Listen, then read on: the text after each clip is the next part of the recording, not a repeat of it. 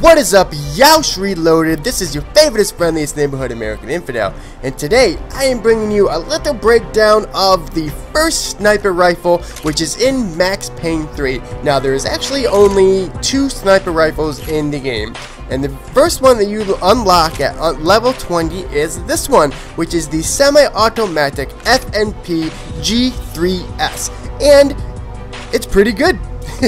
You only get 2, so luckily at least one of them is fairly well. I've unlocked the level 41, but the level 41 is more of a more of a single bolt action rifle, kind of the big guy, kind of like the M40, I guess I would compare it to, from what little bit I've been able to pick it up and use it. But we are talking about the FMPG3S, which is right here in front of us.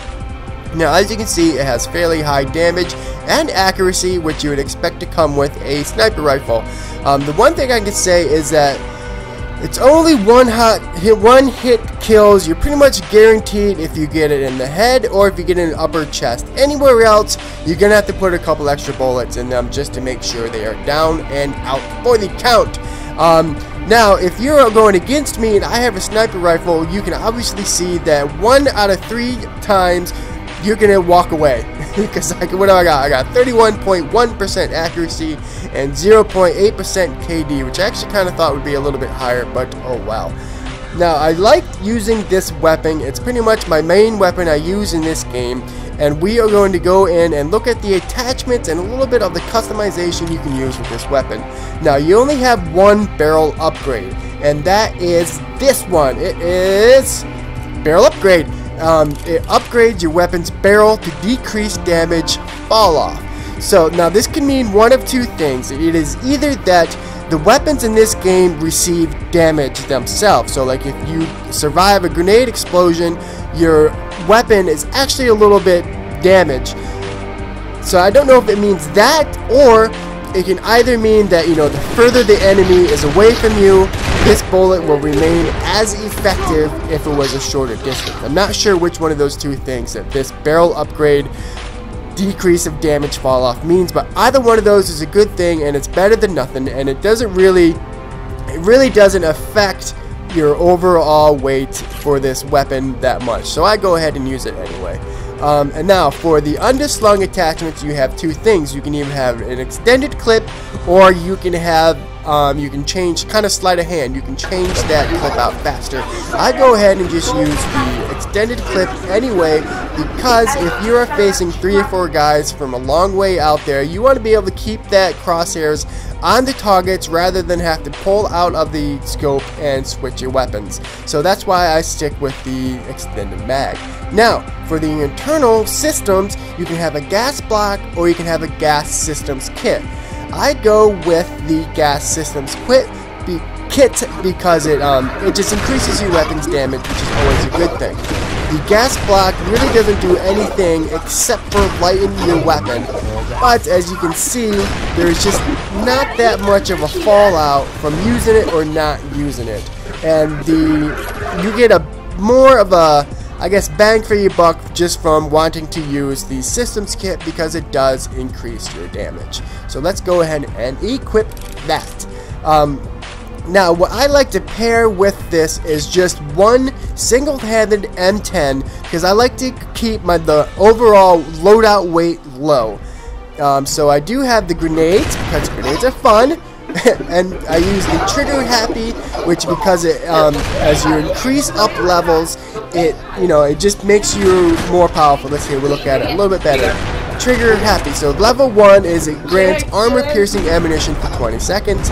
Level 2, it grants the LMG 30 and DLC 50 and increases accuracy. So that's always good.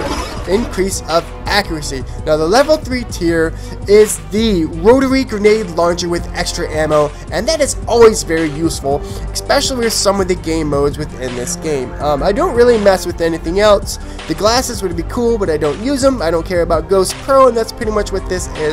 So I just stick with the trigger happy.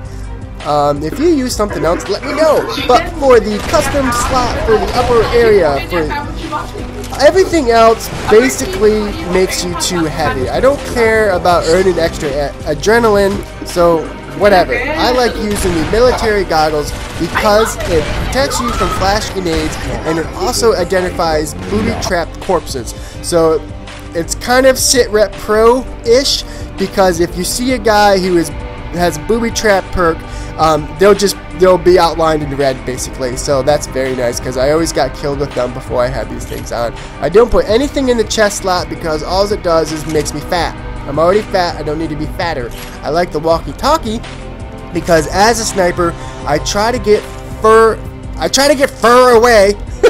I try to get farther away from everybody else. So what the walkie-talkie does is if one of the people on my team spots an enemy, it'll show me the location of that enemy on my mini-map. So being far away from the action, I'll have all those fancy little red dots on my radar, and I'll be able to locate and spot and take out people basically at will. I'm a machine with a sniper rifle. So that's what I use. I like the walkie-talkie. Let's go back. I use the ammunition pouch because you get ammunition, more of it. So you actually get 2 grenades, and you get just, I don't know how much it says, you get 50% more stuff. So that's why I use that one.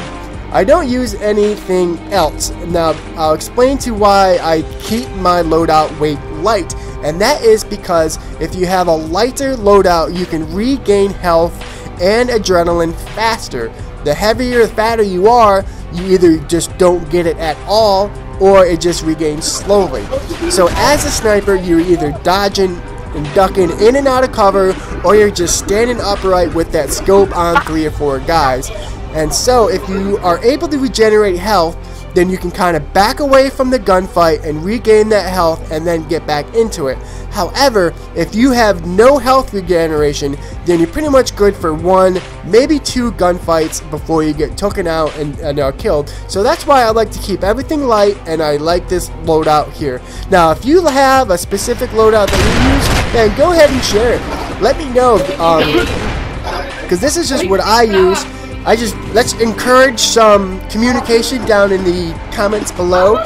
Also, within those comments, let me know which level you'd like me to break down. What I plan on doing in the next part of this series is to look into each one of the maps within the Gang Wars series. That's my favorite game mode because it's got all kinds of different games you play within it, so that's what I intend to do. What I would like to go over at the sight of lines, positioning, where to play, because there's just so much objectives within that game play that it's a lot of fun. That's what I play, and I found some really great spots that I would like to break down for you guys. Now, in the end, I would like to leave you with this boss-ass, no-scope, camera dive, bullet motion, whatever it's called, round winning kill.